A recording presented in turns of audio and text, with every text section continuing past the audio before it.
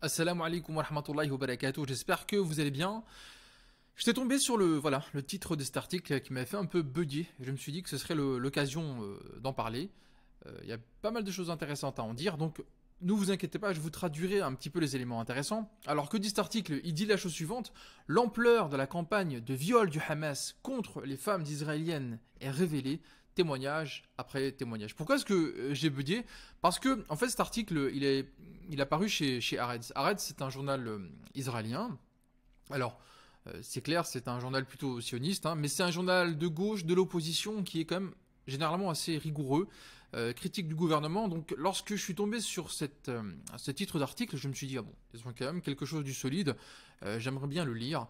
Et c'est ce que j'ai fait. C'est tellement hallucinant, en fait, ce qui est dans cet article, que je me suis dit que ce serait l'occasion un petit peu de prendre ça comme un cas d'école, pour analyser un petit peu les arguments et essayer de se demander, comment est-ce que se construisent des arguments dans la presse, comment est-ce qu'on peut analyser des arguments dans la presse, comment remettre ça dans un contexte plus global.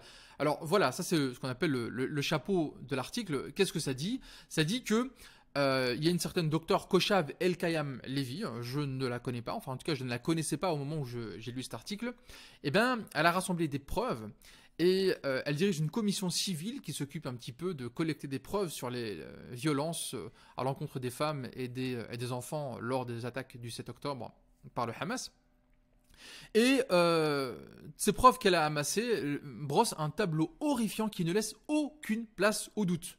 Hein, c'est ça qui m'a fait un petit peu bugger. Je me suis dit, bon, Haaretz a apparemment des choses solides à dire sur le sujet.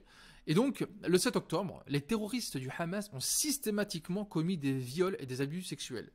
C'est ça qui a attiré mon attention parce que le Hamas commette des viols, que des membres du Hamas commettent des viols, ça me paraît assez difficile à croire. Mais mettons, pourquoi pas? Il peut y avoir un membre du Hamas qui a fait des choses qui sont répréhensibles du point de vue de la discipline du groupe, ou on peut imaginer aussi que des civils qui ont profité des brèches qui ont été faites dans le mur qui sépare la bande de Gaza du territoire israélien, de l'entité sioniste. On peut s'imaginer que des civils se sont infiltrés également et qu'ils ont causé des crimes, etc. Je ne sais pas si c'est crédible, mais en tout cas c'est plausible. Pourquoi pas? Mais qu'il y ait un recours systématique, donc c'est vraiment une politique qui a été ordonnée par le sommet du Hamas à ses membres, ça paraît quand même extraordinaire. Donc je suis voilà, c'est une une déclaration extraordinaire, ça mérite des preuves extraordinaires et on verra. Effectivement, elles sont extraordinaires, mais pas au sens auquel vous pourrez vous attendre. Par ailleurs, nous dit le chapeau de cet article, Dr Koshav El-Kayam Levi a cependant découvert que sur la scène internationale, on ne s'empresse pas de reconnaître ces faits. Voilà une deuxième chose qui m'étonne beaucoup parce que je me dis, au nom de quoi les instances de l'ONU, notamment les instances qui sont chargées d'enquêter sur les crimes de guerre, les crimes contre l'humanité, qui sont chargées de lutter plus spécifiquement contre les violences faites aux femmes, etc., au nom de quoi est-ce qu'ils ne voudraient pas en parler? C'est plutôt justement dans leur intérêt de s'emparer de ces faits, de les documenter, parce que ça fait partie des causes qu'ils défendent justement.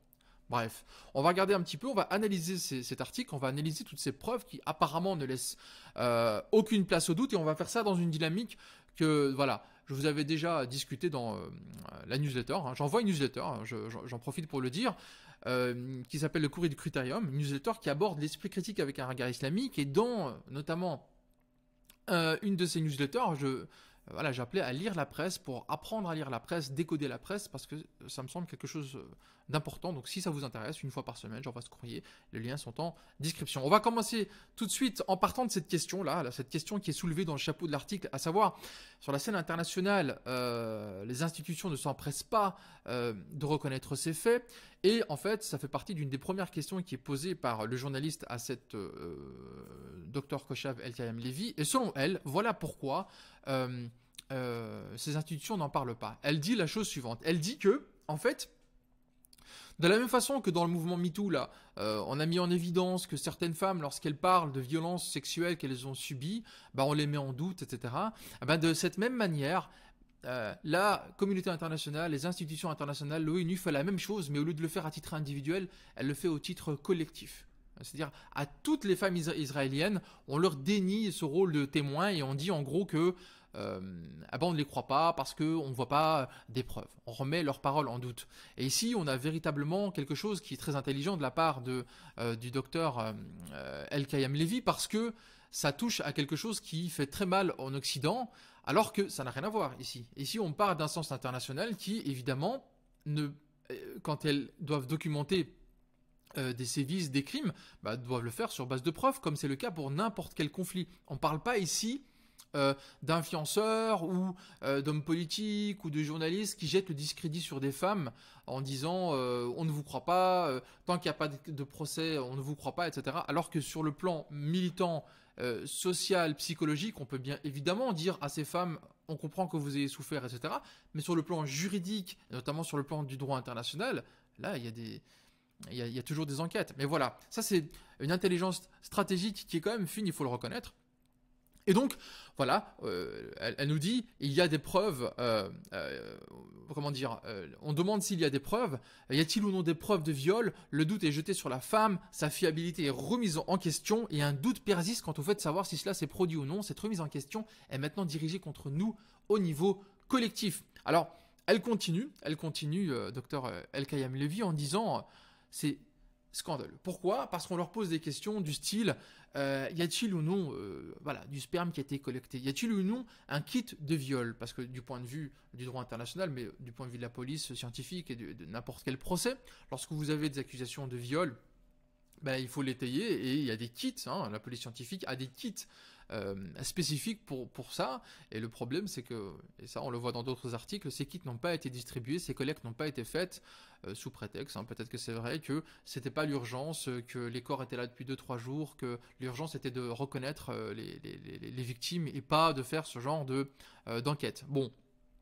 Et donc elle nous dit que ces femmes qui sont issues d'institutions de l'ONU, etc., qui connaissent le droit international, ces femmes respectables et respectées, vous leur dites que des crimes ont été commis, et elle vous demande est-ce qu'il y a eu des kits de collecte d'indices, etc. C'est scandaleux, nous dit-elle. Elle nous dit la chose suivante, et je vous cite: est-ce à moi de fournir les preuves des actes commis par les terroristes ? Quelle est cette mascarade par laquelle ils font reposer sur mes épaules la charge de la preuve ? Et là, c'est un délire, on est dans un délire profond. Il est évident qu'elle préside une commission civile qui veut sensibiliser sur la question des sévices causés aux femmes. C'est la moindre des choses, me semble-t-il, que la charge de la preuve incombe sur ses épaules, ou est-ce qu'il faut la croire juste parce que son histoire est triste ? Donc là, on est dans une espèce de délire absolument incroyable qui dure depuis maintenant, je dirais, 10 jours ou 2 semaines, et par laquelle le fait même de demander une preuve serait un signe d'antisémitisme. Et plus tard dans l'article, elle dit d'ailleurs que pour elle, ça montre qu'il y a de l'antisémitisme au niveau des Nations Unies, etc. On continue, parce que le journaliste, il fait un petit peu son taf. Le journaliste, il dit, oui, mais pendant ce temps-là, pendant que vous diffusez ce genre d'histoire sur des viols, etc., le camp adverse, c'est-à-dire le camp pro-palestinien, j'imagine, il peut prendre un cas spécifique et extrême, une de ces histoires vraiment extrêmes que vous racontez, et il parvient à le réfuter. Et quand il parvient à le réfuter, cela lui permet de saper le récit global et de provoquer des fissures dans le tableau d'ensemble.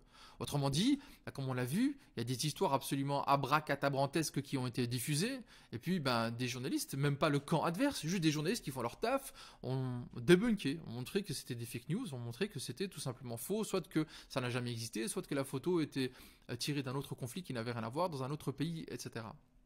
Donc le journaliste demande à Dr El-Kayam Levy, finalement, avec vos histoires qui parfois sont fausses, est-ce que vous jetez pas un peu le discrédit sur votre propre travail ? Et voilà ce qu'elle répond. Elle répond, il est possible, il est possible, possibly ici, il est possible qu'avec le temps, certaines des choses que nous pensions avoir trouvées se révèlent erronées. Ah voilà, ça arrive, parfois on dit des choses et finalement c'est des fake news. Mais, dans la même mesure, je suis convaincu que l'inverse se produira également, ok ? Un élément d'information dont nous n'avions pas connaissance se développera dans des dimensions que nous ne pouvons pas imaginer pour l'instant. Voilà, il y a un équilibre. Pour une fake news, il y a peut-être un truc pour lequel on n'est pas au courant et qui est au moins aussi horrible que la fake news qu'on a développée. Et donc, là aussi, on est quand même un petit peu affligé par le niveau de cette commission civile qui a une responsabilité devant la communauté internationale et qui nous dit oui bon on balance des petits trucs, on n'est pas toujours sûr, mais il doit y avoir dans ce tas-là quelque chose qui va compenser la fake news que nous avons développée. Et voilà, toute l'interview elle est à l'avenant. Donc on va voir, vous allez voir, c'est de plus en plus fou, mais on est quand même sur un niveau pour Haaretz qui quand même, je trouve, est absolument choquant. On peut être habitué à ce genre d'articles de Fox News ou de certains journaux d'extrême droite israéliens, mais là, ça montre à quel point l'hystérie est assez loin.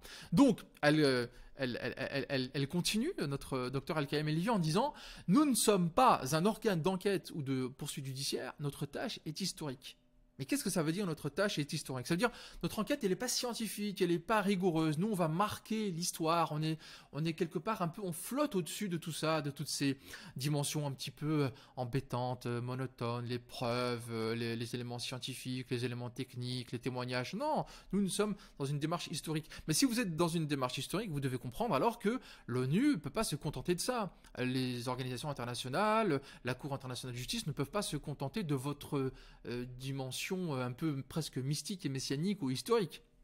Enfin, vous verrez que le journaliste, il continue à faire son travail et dit, bon, néanmoins, on imagine que votre groupe recueille des preuves, recoupe les témoignages pour étayer évidemment ce genre de témoignages horribles. Parce que s'il y a un phénomène systématique de viol, bah, ça ne va pas être si difficile que ça. Donc le journaliste, il fait son taf. Hein. Et alors, la réponse, elle est un petit peu incroyable. Elle dit, c'est vrai. Hein, true. C'est vrai, mais, dit-elle, et c'est le mais qui est intéressant, c'est vrai, mais pas parce que nous examinons chaque cas individuellement et que nous nous demandons s'il correspond ou non au seuil criminel minimal.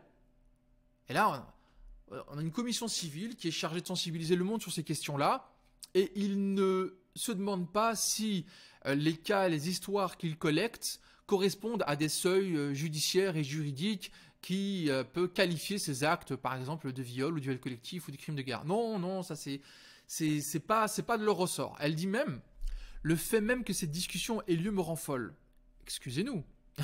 Excusez-nous d'avoir ce genre de discussion. Excusez-nous de vous demander si les faits dont vous faites le relais correspondent à des seuils minimaux de catégories juridiques déterminées ou pas. Non, elle continue, je cite, « La question que nous voulons traiter n'est pas de savoir si quelque chose s'est produit, hallucinant, mais plutôt quel type de crimes ont été commis, la manière systématique dont ils ont été commis, et les ordres qui ont été donnés pour qu'ils soient commis. » Donc je vous résume, hein, mais je pense que vous avez bien assez compris. On part du principe que de toute façon ça a été commis. Les viols ont été systématiques. Hein. La question n'est pas de savoir si quelque chose s'est produit, ça s'est produit. Ok, et donc on a le cas d'une personne qui nous dit vous devez nous croire. Vous devez nous croire sur parole. La question n'est pas de savoir est-ce qu'il y a eu des viols systématiques. Il y en a eu. Maintenant, il faut savoir comment est-ce que ça s'est déroulé.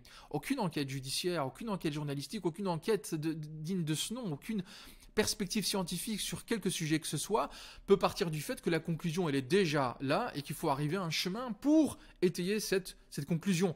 Et elle continue et je trouve ça extraordinaire. La question des preuves recueillies ou non par la police est tout à fait secondaire. Est-ce qu'il y a besoin de commenter plus avant ce genre de phrase? C'est un petit peu...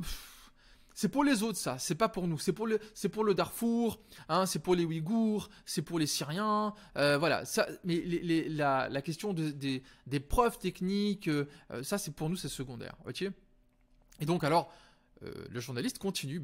J'imagine que le journaliste, quand il est dans cette interview, il essaie chaque fois d'aller un peu plus loin. Il essaie de tendre des perches parce que je soupçonne le journaliste ici de vouloir véritablement faire lui-même acte de propagande dans cette interview, mais il n'y arrive pas. Alors, il lui dit, mais... Donc vous considérez qu'il est important de partager ces récits d'horreur avec les médias, même tout de suite, même lorsqu'il n'y a pas encore tous ces éléments qui permettent de les étayer de manière scientifique, judiciaire, etc. Et elle dit, vous savez, certains journalistes me contactent et me demandent, est-ce que tel ou tel viol a vraiment eu lieu? Je me demande alors de quoi nous parlons. Il s'agit de l'ensemble d'horreurs le plus documenté que l'humanité ait connu. Je pense que déjà, ça mérite qu'on s'y arrête une demi-heure rien que sur cette phrase. Si elle est si documentée que ça, il me semble qu'il y a des conflits qui sont bien plus documentés que ça, avec des années d'enquête, mais surtout, si c'est si documenté que ça devrait être facile de les prouver. Alors elle continue, d'innombrables vidéos ont déjà été publiées, il suffit de consulter les groupes Telegram du Hamas. Ok. Donc les groupes de Telegram du Hamas. Donc déjà, si c'est si facile, alors franchement, ça devrait être très très très évident de pouvoir transférer ces vidéos aux journalistes qui demandent. Mais surtout, on ne voit pas l'intelligence stratégique du Hamas qui, comme l'ont dit d'autres médias ces derniers jours, ont filmé eux-mêmes leurs actes et les ont mis eux-mêmes en ligne. Bah, montrez-nous, montrez-nous. Déjà, visiblement, c'est pas si facile à trouver que ça. Et en plus de ça, quel membre du Hamas aurait, sur le groupe officiel du Hamas, officiel ou officieux, peu importe, aurait l'idée de publier ce genre de vidéo, d'autant plus que ça correspond pas du tout aussi antipathique puisse vous paraître le Hamas, ça ne correspond pas du tout à l'éthique du groupe, à la façon dont ils sont comportés, d'autant plus qu'ils ont déjà diffusé leurs actes de guerre, ils ont déjà revendiqué des attentats suicides, ils ont déjà revendiqué des assassinats, donc ils n'ont pas peur d'assumer ce qu'ils ont fait, mais visiblement là, ils ne l'ont pas diffusé et ils rejettent ces accusations. Par ailleurs, ces vidéos-là dont elle parle, parce que je ne vous mets pas tout l'article, mais elle parle de vidéos, par exemple, la femme qui est à l'arrière d'un pick-up, ou une autre femme qui est descendue d'une voiture avec son pantalon ensanglanté, etc. Ces vidéos ont été vues, revues. Si c'est ça les preuves que l'on a, ce sont des images qu'on a toutes vues, et tous les experts internationaux, même les enquêteurs les plus élémentaires, disent que ça ne peut pas constituer de preuve en tant que telle de viol systématique, et même de viol à titre individuel. Donc, elle continue à cette question du journaliste. Elle dit « Vous êtes des journalistes, faites votre travail, ne me demandez pas ce qui s'est passé et comment cela s'est passé. C'est déjà suffisamment difficile pour que je doive moi-même parcourir ces groupes et y extraire les informations. Excusez-nous encore une fois, madame, vous présidez une commission civile qui s'intéresse à une question bien précise et cela vous scandalise que l'on vous demande de nous donner ces informations qu'apparemment vous avez découvert, que vous avez compilées, que vous avez accumulées, que vous avez quelque part là, juste sous la main, mais oh là là, non, c'est déjà trop difficile pour elle. Voilà, ça vous donne une idée du niveau de cette interview, et vous aurez beau creuser, vous ne trouverez jamais d'éléments, comment dire, véritablement probants, d'éléments qui soient catégoriques, qui soient définitifs. On est un flou artistique permanent. Et alors, elle dit à un moment donné que les journalistes lui demandaient, est-ce qu'il y a eu un viol, 10 viols, est-ce que ça se compte en centaines ou est-ce que ça se compte en milliers? Alors elle dit qu'elle trouve ça scandaleux, que c'est totalement irresponsable pour elle même l'idée qu'elle doive donner un chiffre. Et alors le journaliste dit, pourquoi à votre avis faire cette estimation est irresponsable? Alors, la réponse pour moi est assez hallucinante. Elle dit « Je ne veux pas faire la distinction entre torture, viol collectif, viol et crime sexuel. » Mais quelle commission d'enquête n'a pas pour premier objectif de déterminer de quoi il parle et quelle est la distinction entre différents crimes? Un crime de guerre n'est pas un crime contre l'humanité, un viol n'est pas une décapitation, une exécution n'est pas de la torture. Non, ici, elle ne veut pas faire la distinction. Alors elle continue. La violence de genre est un terme beaucoup plus large que la violence sexuelle. Okay. Cela passe par le fait d'arracher un bébé à sa mère, de mutiler une femme ou de dégrader son corps. Et là, évidemment, rien ne va. Personne ne va nier que arracher un bébé à sa mère et l'emporter par exemple en otage est quelque chose de très douloureux pour une mère, c'est quelque chose d'abominable et c'est terrible d'imaginer ce genre de scène. Mais personne ne s'accordera à dire que un viol collectif ou le fait d'enlever un enfant devant sa mère constitue le même type de crime. Et ce genre de flou qui est opéré ne donne pas confiance en fait. On n'a pas envie d'accorder notre confiance à une experte, aussi experte se présente-t-elle, qui nous dit en gros tous les crimes se valent et les questions techniques des preuves c'est pas pour nous on s'inscrit dans l'histoire, et question après question ne daigne toujours pas donner des preuves techniques ou catégoriques ou des éléments probants. Donc ça a continué et dans l'interview un peu plus tard, notre experte en droit international et humanitaire dit qu'elle a attaqué, elle a fait des campagnes.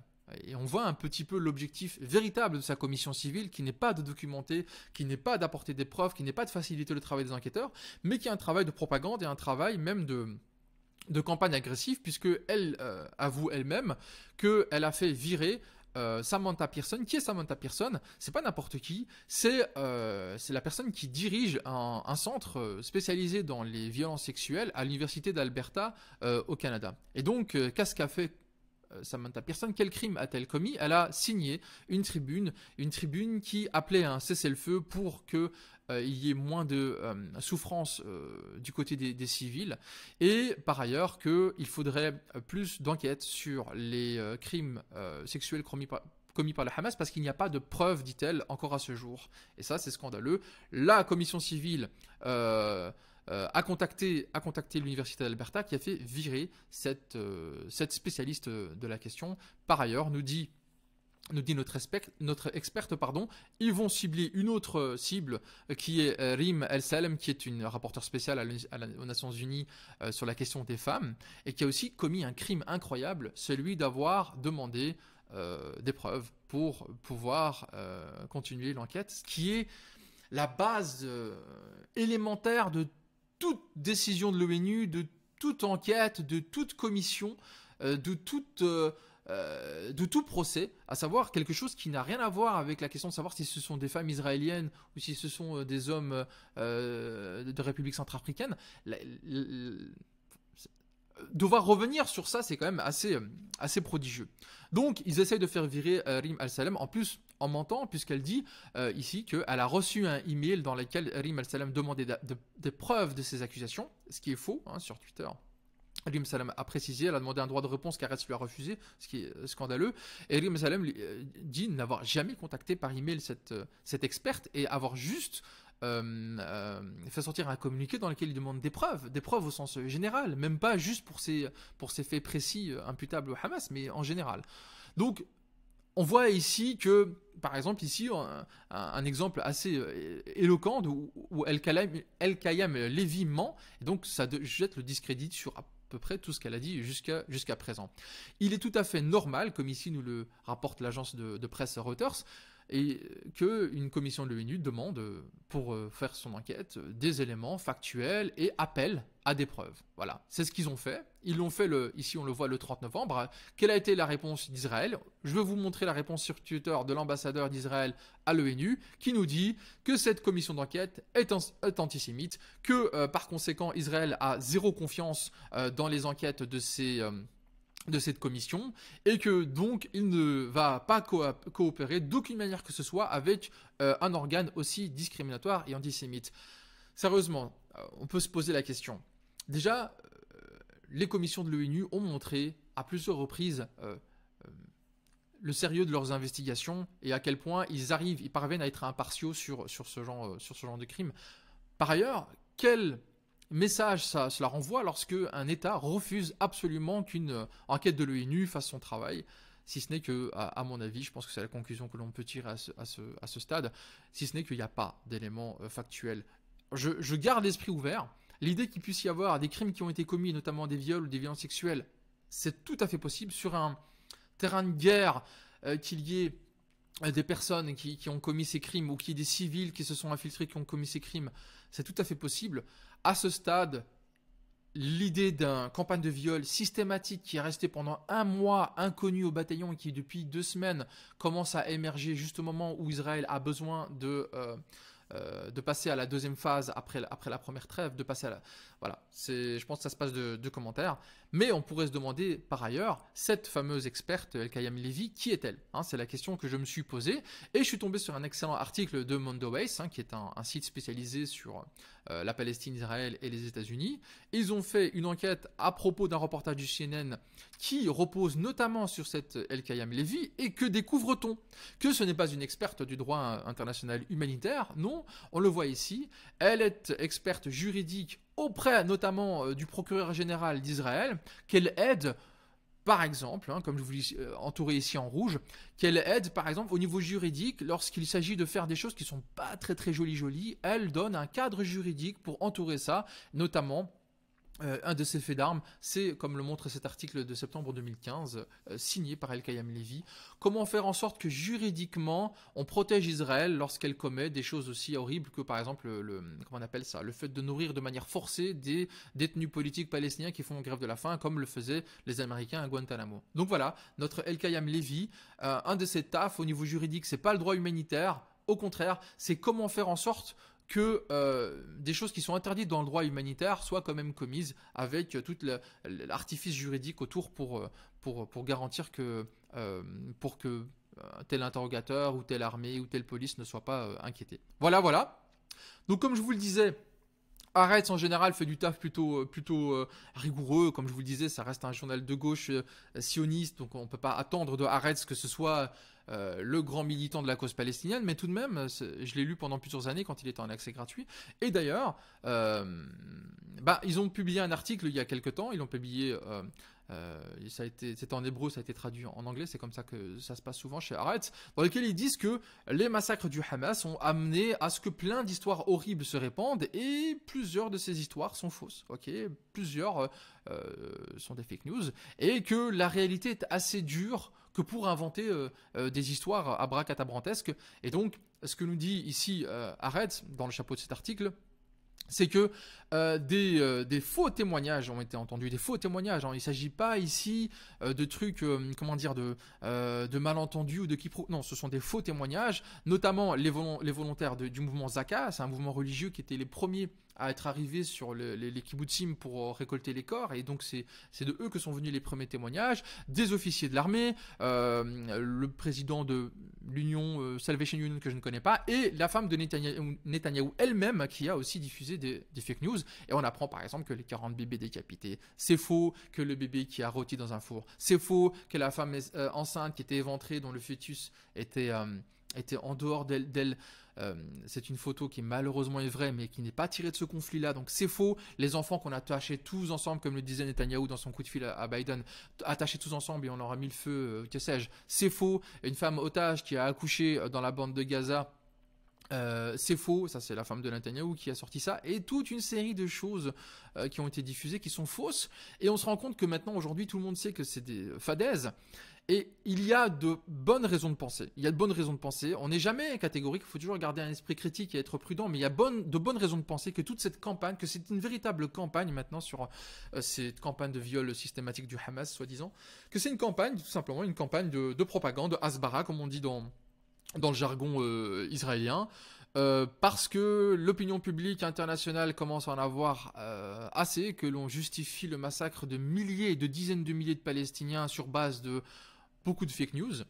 Et il y a de bonnes raisons de penser que l'autre article de Haaretz avec l'interview d'Elkayem Levi soit aussi un tissu, d'ailleurs, il n'y a aucun fait dedans, un tissu de propagande tissé d'une main de maître, hein, ce sont des experts en la question, mais quand même la ficelle est grosse et on le voit de très loin. Et ça c'est intéressant parce qu'il faut savoir que quand vous lisez la presse, eh bien, il peut y avoir plusieurs camps finalement, il peut y avoir plusieurs tendances entre la rédaction et les différents journalistes. Je pense par exemple au journal Le Soir, qui est le journal belge de référence, dans lequel sur la question palestinienne vous aviez deux journalistes différents, vous aviez Baudouin Loos et vous avez Serge Dumont, l'un qui était plutôt pro-palestinien, l'autre qui était plutôt pro-israélien.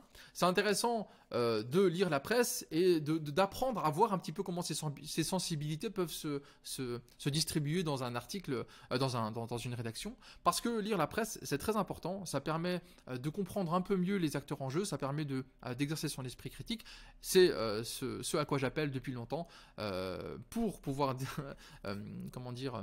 définir les fake news, mais aussi pour développer un esprit critique. C'est ce à quoi j'appelle, notamment dans mes newsletters. Je vous rappelle que j'ai une newsletter qui s'appelle Le Courrier du Critérium. J'envoie chaque semaine un article dans lequel je reviens sur un fait d'actualité ou sur un aspect de l'islam en rapport avec la modernité, en rapport avec la science, en rapport avec plein de questions intéressantes qui touchent aux enjeux de la communauté musulmane, notamment en Occident aujourd'hui. Donc si ça vous intéresse, n'hésitez pas à vous abonner. Je mets également toutes les autres sources des autres articles en description, comme ça vous pouvez aller les lire à votre aise et pourquoi pas me mettre en commentaire ce que vous avez pensé de cette vidéo, si ce format vous intéresse. Hein.